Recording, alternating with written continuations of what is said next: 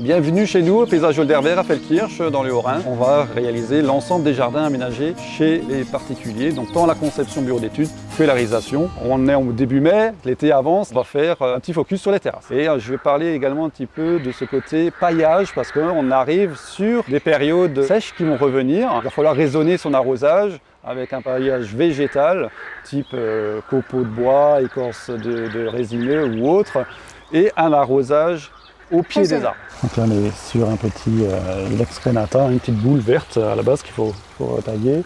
Là on arrive sur la fin de floraison d'un azalée, plante de terre de bruyère, donc il faut penser à mettre de la terre de bruyère si vous en plantez.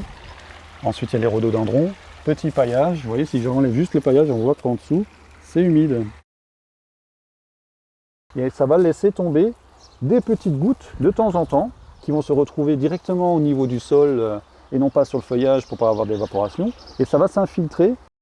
On va limiter l'évaporation avec le paillage et on arrose de façon très raisonnée, très ciblée, j'ai envie de dire, directement au pied des arbres. Là nous sommes à côté des carreaux de grès cérame, une grosse tendance depuis quelques années aujourd'hui. On reprend les aspects métal, là ça reprend un petit peu le côté béton aussi. Là on est sur quelque chose de très foncé, à type ardoise, le bois très sympa, toujours antidérapant, on est sur des produits d'extérieur, donc il y a des normes.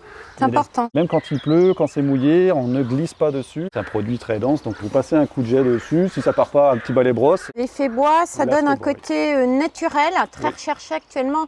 Nouveauté qui arrive, c'est des aspects un peu bois vieilli, un peu le côté rustique, vieux bois, qui peut effectivement donner un cachet un peu plus authentique, on va dire. On dit toujours que la terrasse, c'est le prolongement du salon. Le mieux, c'est de mixer les coloris, on peut mettre un produit en pierre, un produit en béton, ou même du bois. Les gens sont attachés à l'esthétique. Il faut que ce soit plaisant. Et après, le côté pratique. Quelle est l'alternative, par exemple, de cette matière?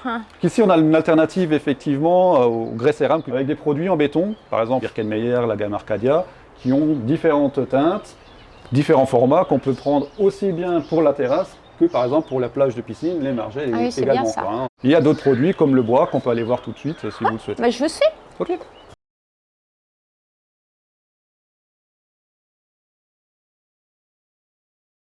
Un calcaire qui venait d'Israël.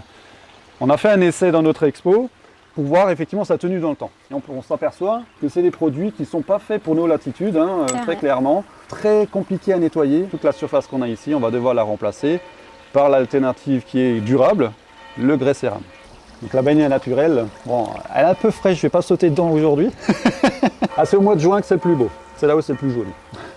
Je parlais tout à l'heure du grès cérame, aspect bois.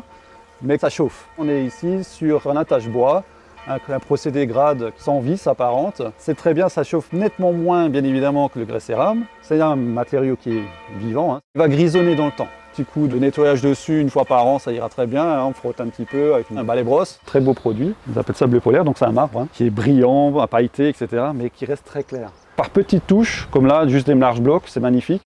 Ce showroom fait combien de mètres carrés? 1000 mètres carrés de jardin aménagé en tant que tel, avec différents thèmes, chaque fois cloisonné avec des haies de charmilles, qui permet d'être vraiment dans une découverte jardin par jardin. Je vous dis au prochain épisode, du coup, dans notre jardin d'exposition toujours, ou alors chez vous bien évidemment, on peut vous faire effectivement des jardins comme ici. On se dit à très vite, merci pour toutes ces infos.